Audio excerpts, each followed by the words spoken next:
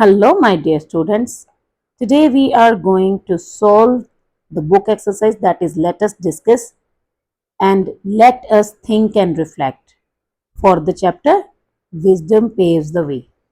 That is chapter number 3 for class 8 of unit 1. Okay. So आज हम क्या करेंगे? आपका जो चैप्टर है Wisdom Paves the Way, chapter number 3, ठीक है, क्लास 8 का यूनिट 1 का चैप्टर नंबर 3 है ये। इसमें सबसे पहले हम सॉल्व करेंगे लेट अस डिस्कस, उसके बाद करेंगे let us think and reflect. तो लेट अस डिस्कस में आपका फर्स्ट जो क्वेश्चन है वो है complete the following sentences with suitable reason.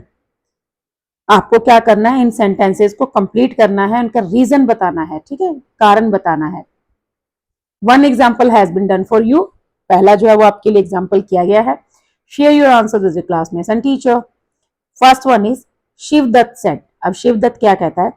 I believe it has been over a week perhaps even longer. मुझे लगता है कि एक हफ्ता हो गया, शायद उससे भी ज्यादा। Because it had been a long time since they left the village. तो इसका रीजन क्या था कि उनको गांव छोड़े हुए काफी दिन हो गए थे, मतलब काफी लंबा समय जो वो हो गया था।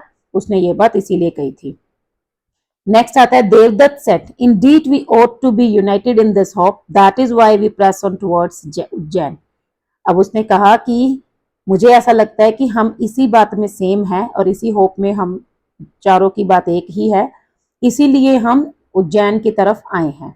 अब विकास, इसका आपको रीजन बताना है, ठीक है। आप अपनी मर्जी से, वैसे तो मतलब कई रीजन जो है वो इसके हो सकते हैं।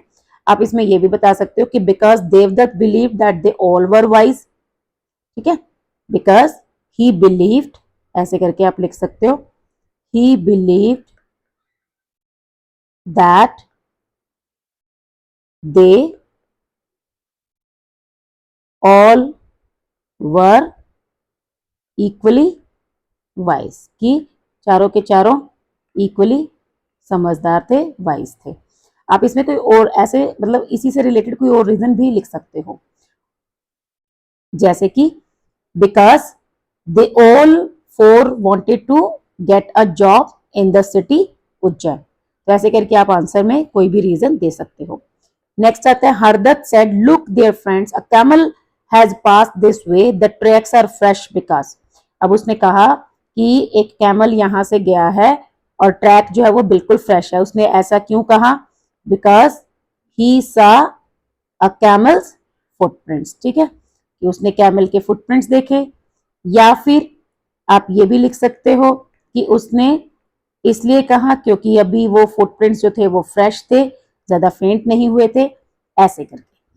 शिवदत्त सेट नेक्स्ट है it appears to be a merchant running as if pursued by trouble, कि ये तो कोई व्यापारी लग रहा है और जो कि किसी मुसीबत में है, ठीक है, उसी मतलब मुसीबत में है इसीलिए वो भाग कर आ रहा है। सो बिकॉज इसमें आप लिख सकते हैं the merchant was sad and distress और सैड एंड टायर्ड।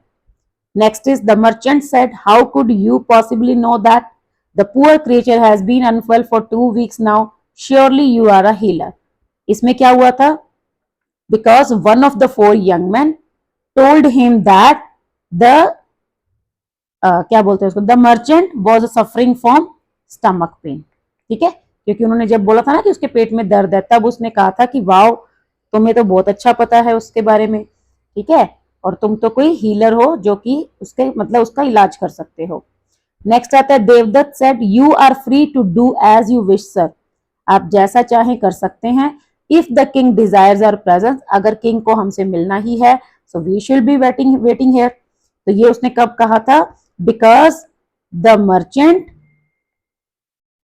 ने उनको क्या कहा था? The merchant asked them to go to the king, ठीक है। या आप इसमें थोड़ा सा और वेरिएशन करके थोड़ा अच्छे से लिख सकते हैं कि the merchant blamed them that they had stolen his camel and he would take them to the merchant, ठीक है। तो ऐसे करके आप इसमें आंसर्स को टेक्स्ट की हेल्प से कर सकते हो। जैसे देखो ये यहाँ लिखा हुआ ना, ये रहा you are free to do, ये इसी का तो हमने रीजन बताना है, ठीक है। बिकॉज द मर्चेंट, तो यहां से आप लिख सकते हो because the merchant called them deceivers and he said they have stolen the camel and sold it off and he would take the matter to the king himself. तो देवदत्त ने ये कहा था। तो ऐसे करके आप टेक्स्ट की हेल्प से भी आंसर जो है वो फ्रेम कर सकते हो। नेक्स्ट उसके बाद ये सेकंड पार्ट है, इसका जो लेटेस्ट डिस्कस है उसमें हमें क्या करना है, हमें कुछ सेंटेंसेस दिए गए हैं उनको सीक्वेंस में लगाना है। सो ये रहा latest discuss, arrange the following events in order of their occurrence from scene 2 of the play. ठीक है, सीन 2 में जो जो इवेंट्स हुए थे उनके अकॉर्डिंग उनको हमें क्या करना है, सीक्वेंस में लगाना है। ठीक है, तो one example has been done for you, ये जो पहला है ये नंबर 8 पे आएगा। The king makes the 4 young man advisers impressed by their skills. हमें बाकी के जो हैं 1 to 7 तक अरेंज करने हैं। तो इसमें जो पहला है वो ये है, the merchant accuses the 4 men of knowing a lot about his missing camel. उसके बाद the king asks the merchant to clearly state his accusation. Next one is Ramdat explain how he infers from the text that the camel is lame. Then Shivdat reveals that the camel is blind in the right eye. Next Devdutt ये नहीं आएगा इसमें, the king praises ये वाला last में आएगा, praises the young man for their observation, ये आपका लास्ट में आ जाएगा 7 नंबर पे। उसके बाद है हरिदत्त क्लैरिफाइज, ये वाला नेक्स्ट है। देखो पहले उसने उसके लंगड़े होने के बारे में बताया था, फिर बताया था कि वो एक आंख से काना है, फिर बताया था कि शॉर्ट टेल है, ये आ गया नंबर 5, और फिर लास्ट वाले ने बताया कि उसके पेट में दर्द है। तो ये हो गया नंबर 6 और ये लास्ट नंबर 7। ठीक है, आप इसको ध्यान से पढ़ेंगे तो समझ आ जाएगा। उसके बाद हमारी नेक्स्ट एक्सरसाइज है late us think and reflect. इसका जो फर्स्ट पार्ट है वो हम आज करेंगे और क्वेश्चन आंसर जो है वो हम नेक्स्ट वीडियो में करेंगे। तो यहाँ पर क्या आता है, देवदत्त कहता है 10 days are but a short span in the grand scheme of things, कि कुछ अच्छा करने के लिए, कुछ बड़ा करने के लिए 10 days तो बहुत कम है। We may still have many more roads to wonder, अभी तो पता नहीं हमें कितना कुछ ही करना होगा। Before we find employment befitting all for us, की पता नहीं कब तक हमें, जब तक अच्छी नौकरी नहीं मिलती उससे पहले हमें बहुत कुछ करना है। Ramdatt if only we could secure an audience with the king of Ujjain, की बस एक किंग से मिलने का एक बार मौका मिल जाए। I am confident he would recognise our talent and appoint us to his service, तो मुझे विश्वास है कि वो हमारे टैलेंट को पहचान लेगा और हमें अपना काम में लगा देगा, मतलब कोई जॉब दे देगा। Shivdatt I share your belief, हाँ मुझे भी ऐसा ही लगता है। Devdatt indeed we ought to be united in this hope, ठीक है, तो हमें इस तरह से एक रहना चाहिए। That is why we press on towards Ujjain, तभी तो हम उज्जैन की तरफ आए हैं। Press on towards Ujjain, press on का मतलब होता है कि किसी डिटर्मिनेशन के साथ कहीं पर जाना। ठीक है, जैसे कि हम ये कहें कि मैं उस शहर में जाऊंगा और वहां पे कोई काम ढूंढ कर ही आऊंगा, दैट इज डिटर्मिनेशन, तो प्रेस ऑन। नेक्स्ट फिर हरदत्त कहता है gaining an audience with the king is no simple, कि उससे मिलना भी कोई आसान नहीं है। We need to devise a strategy, हमें एक प्लान बनाना पड़ेगा। सो पहला है identify the false statement from the given 2 below and rectify it. तो आपको क्या करना है, फॉल्स स्टेटमेंट ढूंढनी है इन दो में से, फिर उसको सही करना है। पहला है Devdatt believe that finding employment is an easy task. अब देखो ये देवदत्त क्या कह रहा है कि we ought to be united in this hope, that is why we press on towards Ujjain. तो क्या देवदत्त को क्या लगता है, यहाँ पे ऊपर भी तो उसने कहा है ना कि 10 days are short in the span of great scheme things, grand scheme of things. ठीक है, तो देवदत्त कहता है ना कि मतलब कुछ अच्छा करना है तो 10 days का टाइम कोई कम नहीं है, कोई ज्यादा नहीं है। और उसके अलावा फिर वो ये भी बोलता है कि अभी हमें और बहुत कुछ करना बाकी है, तो उसको पता है कि ये जो है एम्प्लॉयमेंट ढूंढना इजी टास्क नहीं है। So Devdutt believes that finding employment is a difficult task, इसको आपको सही करना है, तो एन ईजी की बजाय difficult and it would take so much time, तो ऐसे करके आप इसको सही करेंगे। नेक्स्ट देख लो, ये तो फॉल्स हो ही गई है फर्स्ट वाली। नेक्स्ट देख लो, Ramdatt is confident that the king would recognise their talent, ये ठीक है कि रामदत्त को कॉन्फिडेंस है कि जो किंग है वो उनके टैलेंट को पहचान लेगा। नेक्स्ट क्वेश्चन आता है Ramdatt what does Ramdatt confidence in gaining the Kings recognition tells us about him, कि जो रामदत्त का कॉन्फिडेंस है कि वो किंग उसको पहचान लेगा, मतलब उनके टैलेंट को पहचान लेगा, इससे हमें रामदत्त के बारे में क्या पता चलता है। तो इससे हमें ये पता चलता है कि रामदत्त, आप इसमें कैसे लिखेंगे, ऐसे लिखेंगे Ramdatt confidence in gaining the Kings recognition tells us, यहाँ पे एस हो जाएगा, ये डज और व्हाट हट जाएंगे। ठीक है, Ramdatt confidence in gaining the Kings recognition tells us about him that, ठीक है, दैट क्या है, that he is self assured, कि उसको अपने आप पे विश्वास है, ठीक है, he is self assured and aware of his abilities, और उसको पता है कि वो क्या कर सकता है, मतलब उसको अपनी एबिलिटीज पे विश्वास है।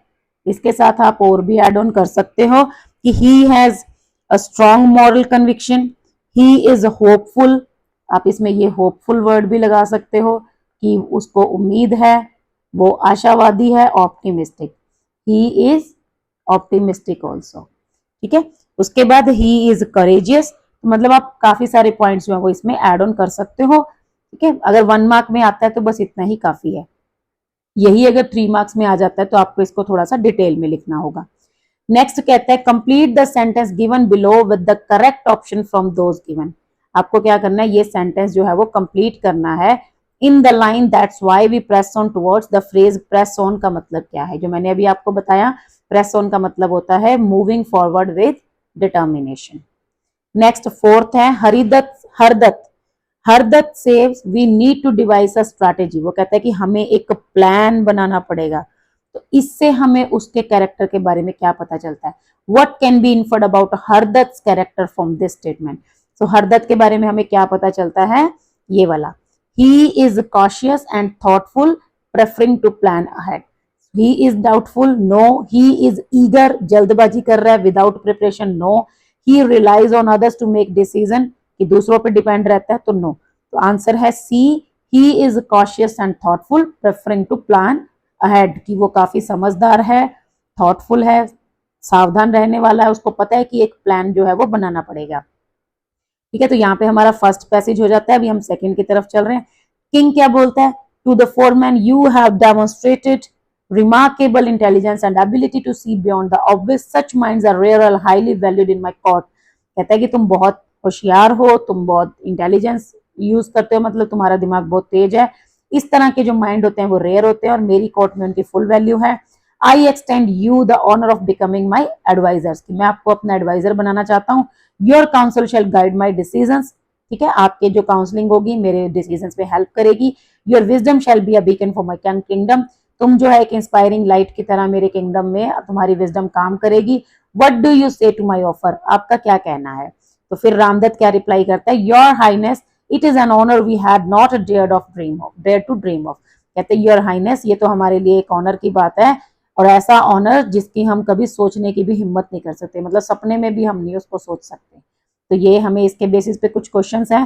फर्स्ट क्वेश्चन है select the option that is true for both assertion and reason, पहले आपको असर्शन दी हुई है, the merchant left the court feeling humbled and ashamed, कि मर्चेंट जो है वो कोर्ट से चला जाता है शर्म शर्म मतलब क्या बोलते हैं उसको, शर्मसार होकर।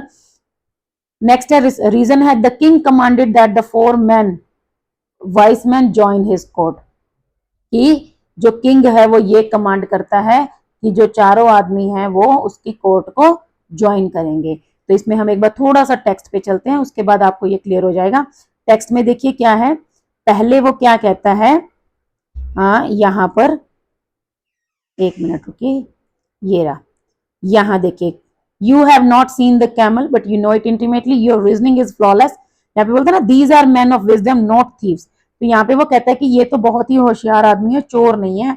गो and continue for search for your camel, be mindful of whom you accuse in the future, तो यहाँ पे जो मर्चेंट है वो तो चला जाता है, ठीक है, वो निकल गया।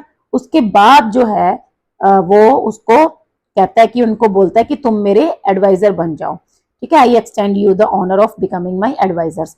तो अब यहाँ पे देखो क्या जो फर्स्ट लाइन है उसका सेकंड वाला जो है वो रीजन है कि जो मर्चेंट है वो कोर्ट से चला जाता है और किंग जो है वो वाइस मैन को कोर्ट ज्वाइन करने के लिए कहता है, तो ये उसका रीजन नहीं है, वो उसको डांटता है तब वो वहां से चला जाता है, तो इसका आंसर जो होगा, लेकिन दोनों ही सेंटेंसेस ट्रू हैं, both A and R are true but R is not the correct explanation of A, ठीक है, ये इसका आंसर है। नेक्स्ट आता है complete the following sentence by choosing the correct option, the line see beyond the obvious, see beyond the obvious का meaning क्या है, it means that the man had ability to, first है challenge common beliefs with reasoning, no, interpret information in traditional ways? No. Notice details that other might overlook? Yes, कि ऐसी details को notice करना जिसकी तरफ दूसरों का ध्यान ही नहीं जाता. Predict what is going to happen in the future? No. तो इसका आंसर जो है वो है सी. उसके बाद आता है complete the following sentence with the suitable reason. Ramdatt describe the king's offer as an honour we had not dare to dream of because. वो ऐसा क्यों कहता है? बिकॉज, ठीक है, मैं यहाँ साइड में लिख रही हूँ, आप ध्यान से देखना, वीडियो ध्यान से देखोगे तो समझ आएगा, क्योंकि कई बार कोई मैसेज करते हो कि हमें समझ नहीं आया या राइटिंग समझ नहीं आई, तो आप प्रॉपर अगर ध्यान से वीडियो देखोगे तो पता चलेगा कि मैं अभी यहाँ क्या लिख रही हूँ. रामदत्त डिस्क्राइब, ये हो गया कि रामदत्त ने किंग के ऑफर को एक ऑनर डिस्क्राइब किया जैसे कि जिसका वो सपना भी नहीं दे सकते. बिकॉज, क्यों? बिकॉज, तो यहां हम लिखेंगे it was far greater than. ठीक है, क्योंकि उनकी एक्सपेक्टेशन से ये काफी बड़ा था. It was far greater than, ठीक है, THAN, what they had ever expected. Expected होता है उम्मीद करना, कि ये जो उनको मिला था ये उनकी उम्मीद से कहीं ज्यादा था, जिसकी वो उम्मीद कर सकते थे उससे कहीं ज्यादा था. और होप्ड फॉर, या फिर जिसकी उनको आशा थी. ठीक है, तो ये हो गया. उसके बाद आप इसमें ये भी लिख सकते हो कि द रिवॉर्ड और दिस वॉज बियॉन्ड एक्सपेक्टेशंस. ठीक है, ये भी लिख सकते हो आप कि बियॉन्ड देयर इमेजिनेशन भी लिख सकते हो. बिकॉज इट वॉज लिख के, because it was beyond their imagination, कि ये उनकी इमेजिनेशन से भी, सॉरी ए आएगा बीच में, इमेजिनेशन से भी परे था. या फिर बियॉन्ड देयर एक्सपेक्टेशंस, कि उनकी एक्सपेक्टेशन से दूर की बात थी. ठीक है, तो ये हो गया. उसके बाद फोर्थ क्वेश्चन है, how does the king's offer to the foreman reflect his values as a ruler. कि जो उस किंग ने उन चारों के लिए एक ऑफर किया था कि मेरे किंग मेरे दरबार में आ जाओ, मैं तुम्हें अच्छा काम दूंगा, वैल्यू दूंगा. तो इससे किंग की क्या क्या वैल्यूज पता चलती है, मतलब किंग के कैरेक्टर के बारे में क्या पता चलता है. सो ये आएगा. पहले आप यहां से इसको हाउ डज को करेक्ट कट कर देंगे. The king's offer to the foreman reflects. ठीक है, पहले आपको इतना ही लिखना है. The king's offer to the foreman reflects his values as a ruler that. ठीक है, दैट ही वॉज जस्ट होता है कि जो किसी के साथ भेदभाव नहीं करता, सही न्याय करता है. वाइज एंड, ठीक है, वो खुद भी तो समझदार है ना, तभी तो उसकी बातें समझ आई उसको. Wise and appreciative. ठीक है, किस चीज को एप्रिशिएट करता है? Appreciative of true merit. ठीक है, मतलब किसी के अंदर अगर कोई खासियत है, कोई सच्ची का मतलब कला है, तो वो उसको एप्रिशिएट करता है. उसके बाद ही न्यू, ठीक है, he knew the value of wisdom. ठीक है, उसको विजडम, इंटेलिजेंस की वैल्यू पता है. He knew the value of wisdom and, आप साथ में लिख सकते हो इंटेलिजेंस. ठीक है, उसको विजडम एंड इंटेलिजेंस की वैल्यू जो है वो पता है, तभी तो उसने उनकी कद्र की, उनको जो है वो क्या किया, उनकी मतलब रिस्पेक्ट की, इतना खुश हुआ उनको लेकर और उनको बढ़िया काम भी दे दिया. इसके अलावा आप ये भी लिख सकते हो कि जो किंग था, ठीक है, वो काफी मतलब काइंड हार्टेड भी है. ठीक है, कि उसने उसको मर्चेंट को सजा नहीं दी और इनका जो है इनको अप्रिशिएट भी किया. तो इस तरह से आपको जो आंसर्स करने हैं. ठीक है, उसके बाद ये वाले जो क्वेश्चन आंसर है काफी इंटरेस्टिंग है, ये हम नेक्स्ट वीडियो में करेंगे. आज के लिए बस इतना ही. आप वीडियो को पॉज करके आंसर्स नोट डाउन कर सकते हो. अगर आपको मेरे आंसर्स ऐसे समझ नहीं आ रहे हैं तो आप सुन के अपने वर्ड्स में उनको भी लिख सकते हो. ठीक है, okay. So I hope the answers are clear to you. अभी नेक्स्ट वीडियो में मिलते हैं. नेक्स्ट वीडियो में बाकी के क्वेश्चन आंसर करेंगे. तब तक के लिए थैंक यू, बाय बाय.